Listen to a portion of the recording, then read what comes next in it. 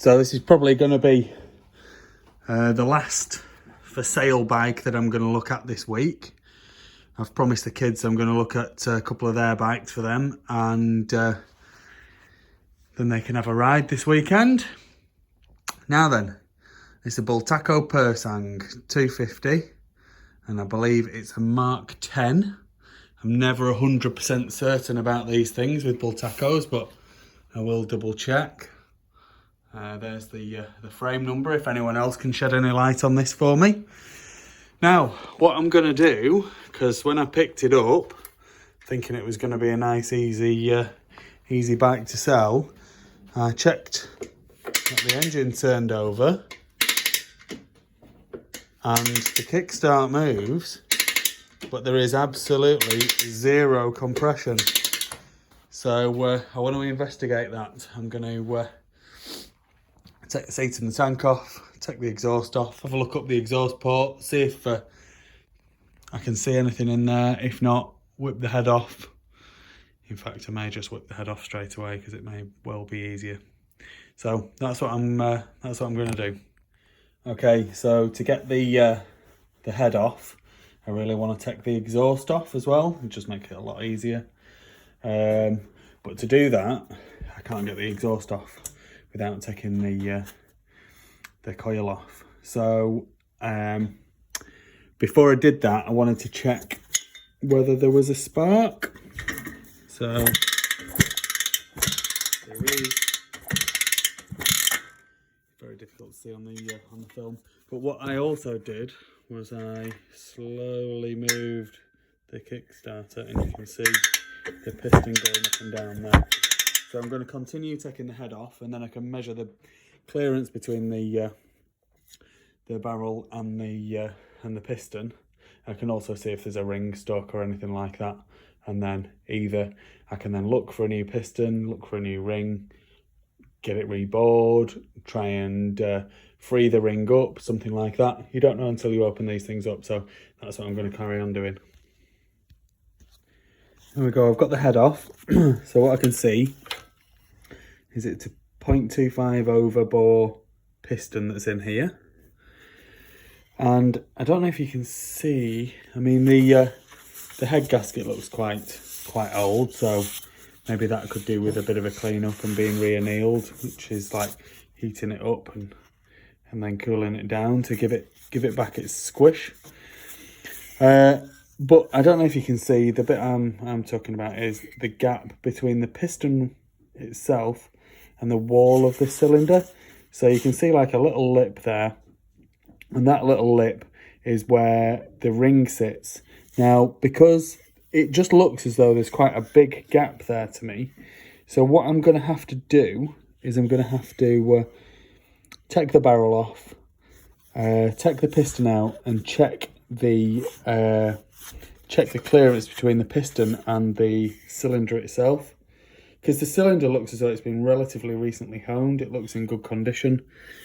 The head is not perfect. It's obviously had something in there.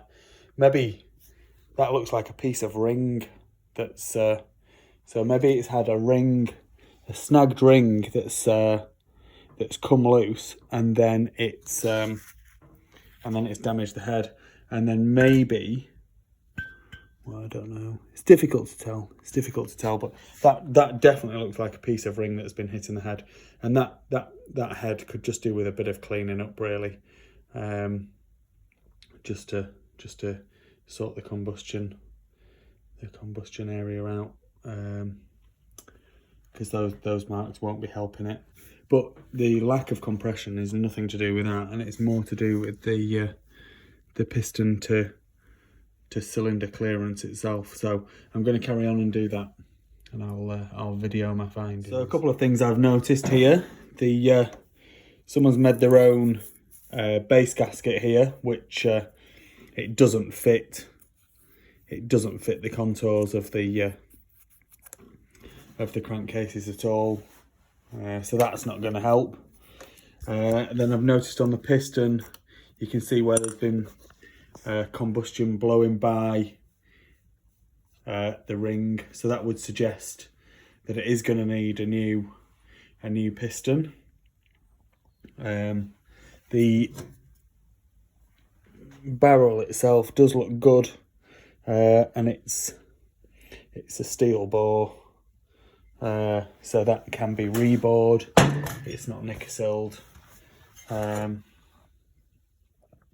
Now, so what I'm going to do is I'm going to take the two piston rings off. I'm going to put the barrel back on. I'm going to measure the clearance between this piston here, which is 0.25 over, and this barrel, and then I'm going to see what that clearance gap is, and I'm then going to work out what size piston I'm going to need. I mean, it's probably going to need to be a 0.5 over, but I just want to make sure. There's no point buying a 0.5 over if the gap's that massive that I really needed a 0.75. So we'll just that's what I'm going to do, and then I can take the cylinder to get rebored. I can order a new piston. I can put it back together, and then should probably run. Okay, so here's an interesting thing. So I think, and I haven't checked the specs, but I'm going to before I make any decisions, that there should be about an 8 thou clearance. Now, I normally work in metric, but an old friend of mine has told me that he normally works to about 8 thou. So I've got an 8 thou feeler blade there. Right, so that just goes. And the 9 thou does not go. So I think that that's been bored to 8 thou, which I think is about right. So it might be that it just needs a decent base gasket, the head gasket cleaning up and re-annealing, and then torquing down properly.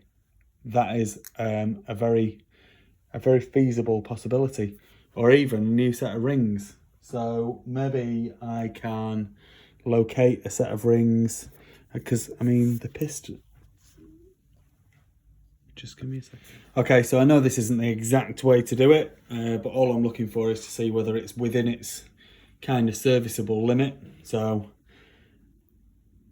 from a long time ago, I was told that the bore size needs to be about 25 thou clearance, from about 1 inch from the bottom of the piston to the cylinder wall, and it needs to be measured both sides and front to back. Now I have these feeler blades, which is just a standard set. Now, it's a relatively short piston, so these feeler blades actually go all the way down to the bottom. Now I did it with a 3,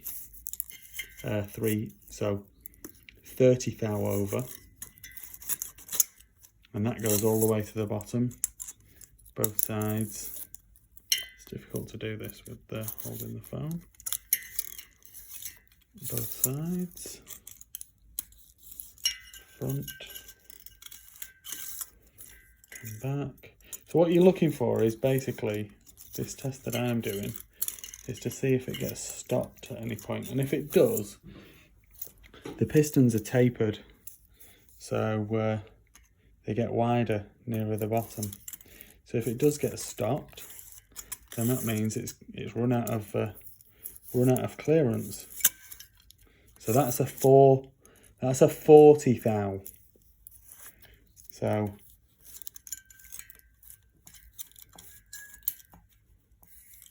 now that has got stopped, but I think that was on the exhaust part.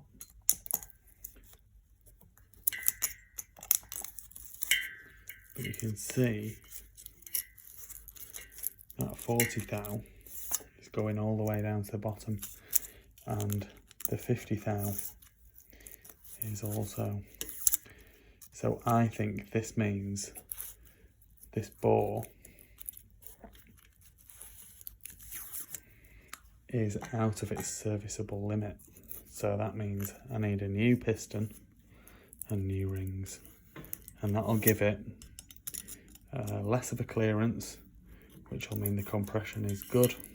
Yeah, look, That's 50 thou over, and it's still going all the way down to the bottom. So I'm going to try and find a 0.50 piston, new base gasket, obviously new rings, new little end bearing, and I might as well go ahead and take this piston off here and just check to see if I can find any play in the